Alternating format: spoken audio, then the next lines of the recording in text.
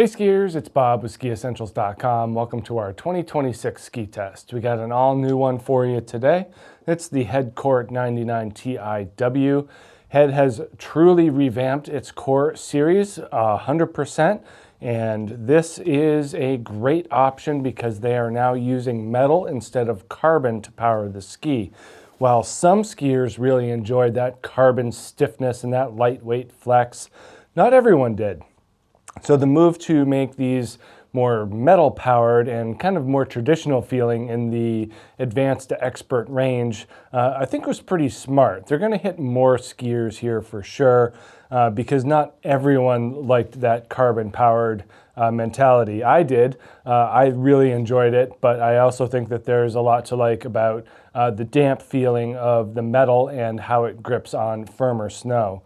So this 99 Ti is a great option for skiers who spend kind of equal parts on and off trail. If you're looking for a strong groomer ski that's going to cut through anything, you know, it's not going to hold up as well on ice as a narrower ski, but it's going to provide a really solid platform to stand on. And it's also going to work well off trail. So anything in, crud, chop, wind-blown snow, this thing powers right through it. It does feel a little bit heftier than the older core series of skis, so maybe not as mobile in bumps or as in trees unless you want to put in a little bit more effort.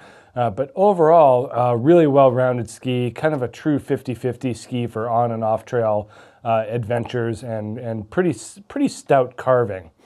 It is built with a poplar wood core. They also use PET stringers, so PET is basically recycled plastic bottles.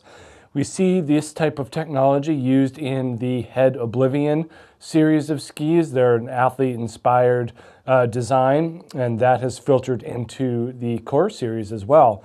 So anytime you can make a ski more environmentally friendly without taking anything off of the performance, I think that that's a great thing.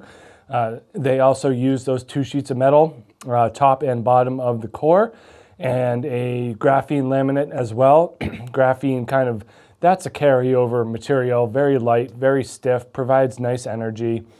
And then the top sheet is a hybrid of flax, and that really helps keep the ski a little bit damper as well as reduces chipping and scratching. So a little bit more of a durable top sheet than what we've seen in the past.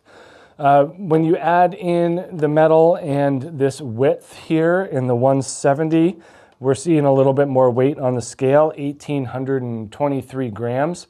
And that's just what you're going to get when you get into this level of mass in the ski. More even and progressive flex than what we saw in previous core, which was a lot stiffer and not very amenable to bending and flexing through different terrain. It would really kind of try to cut through as much as possible, whereas these new 99 Ti's will flex evenly with that terrain and kind of act as a suspension system. That's why you get that damper feel to it. Then from a shape and profile perspective, we are seeing kind of a similar shorter turn proclivity here, 15.6 meters in the 170. Some nice positive camber underfoot. With that metal, it's still going to feel pretty damp, but they are doing their best to add kind of that older core energy to the mix with that camber. And then taper, it is kind of progressive and more modern freeridey. The widest part is brought well down into the ski.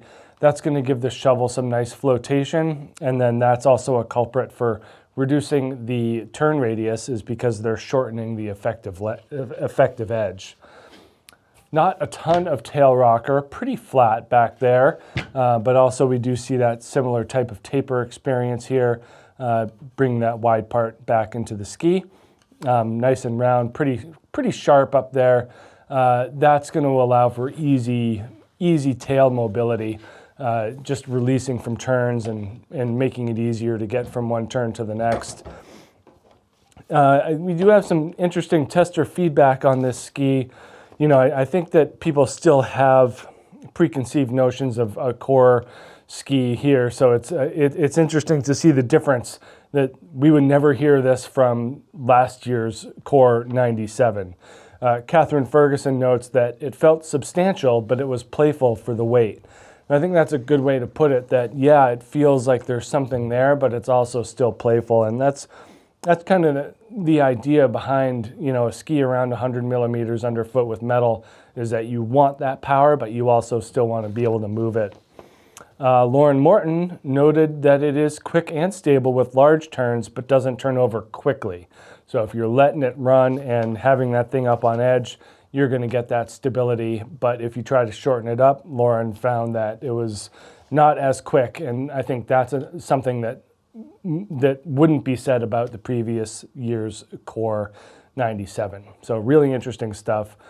Again, kind of the weight's putting it more in the advanced and expert realm. I don't think it's out of the possibility for an intermediate level skier, but certainly an advanced or an expert level skier will be able to get the most out of it, especially if you're mixing on and off trail performance.